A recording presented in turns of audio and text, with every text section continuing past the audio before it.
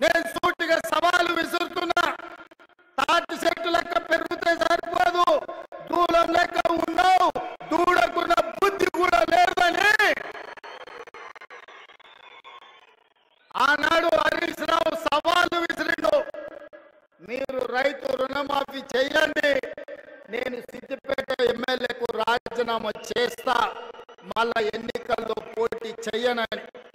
ఇవాళ ఈ వైరాగడ్డ మీద నుంచి ఖమ్మం ప్రజల సమక్షంలో హరీష్ రావు, నీకు సీము నెత్తురుంటే, సిగ్గు లజ్జ ఉంటే రాజీనామా చెయ్యి.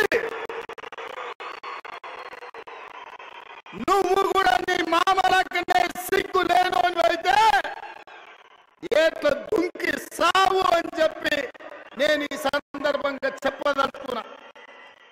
ఆయననే నేనన్నా, హరీష్ రావు సిద్ధంగా ఉండు, సిద్దిపేటకు పట్టిన శని పీడ చీడ విరుగడ అవుతుంది. 15 ఆగస్టు లోపల 2 లక్షల వరకు రుణమాఫీ చేసి తీరుతామని మాట ఇచ్చిన. ఇవాళ 15 ఆగస్టు నాడు మళ్ళీ అదే ఖమ్మం గడ్డ మీద నుంచి ఇవాళ సవాలు విసురుతున్న హరీష్ రావు, నీకు ఏమాత్రమైన సిగ్గు శరం ఉంటే రాజీనామా చెయ్యి. నువ్వు ఎట్లాగూ రాజీనామా చెయ్యవు, నీది సిగ్గు లేని జాతి. అందుకే ఇవాళ నువ్వు రాజీనామా చేయకపోతే అమరవీరుల స్తూపం దగ్గరకు వచ్చే ముక్కు నేలకు రాసి కాంగ్రెస్ పార్టీ మీద సవాలు విసిరినందుకు తెలంగాణ రైతాంగం క్షమించండి. మాట తప్పని పార్టీ కాంగ్రెస్ పార్టీ రుణమాఫీ చేసింది. నేను విసిరిన సవాళ్ళు వెనక్కి తీసుకుంటున్నాను. తెలంగాణ రైతాంగానికి క్షమాపణ చెప్పు.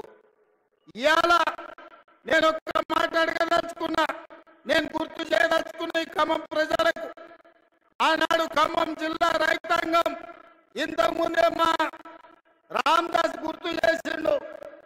ఆనాడు ఖమ్మం జిల్లా రైతాంగం పండించిన మిర్చికి గిట్టుబాటు ధర అడుగుతే గిట్టుబాటు ధర ఇవ్వకుండా దళారులు దోపిడీ చేస్తుంటే, దందాలు చేస్తుంటే ఆ ప్రజలకు కోపం వచ్చి చిర్రెత్తుకొచ్చి తిరుగుబాటు చేసి దళారులను శిక్షించి దళారులకు బేడీ లేచి జైళ్లకు పంపించాల్సిన కేసీఆర్ ప్రభుత్వం ఆనాడు ఈ ఖమ్మం జిల్లా రైతాంగాన్ని అరెస్టు చేసి జైల్లో పెట్టి బేడీ లేచి బజార్లో నడిపించింది.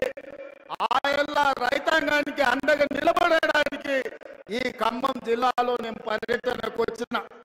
ఆయల్లా మీకు అందరికి గుర్తుండాలి, సంటి బిడ్డను బాగా సంకలు ఎత్తుకొని బస్సులో బేడీ లేచి తీసుకెళ్తున్న భర్తకు తన సంటి బిడ్డను చూపించడానికి పోతే కర్కశంగా పోలీసులు ఆడబిడ్డ మీద దాడి చేసి ఆ కుటుంబాన్ని కూడా పరామర్శించడానికి నేను ఖమ్మం జిల్లాకు వచ్చిన.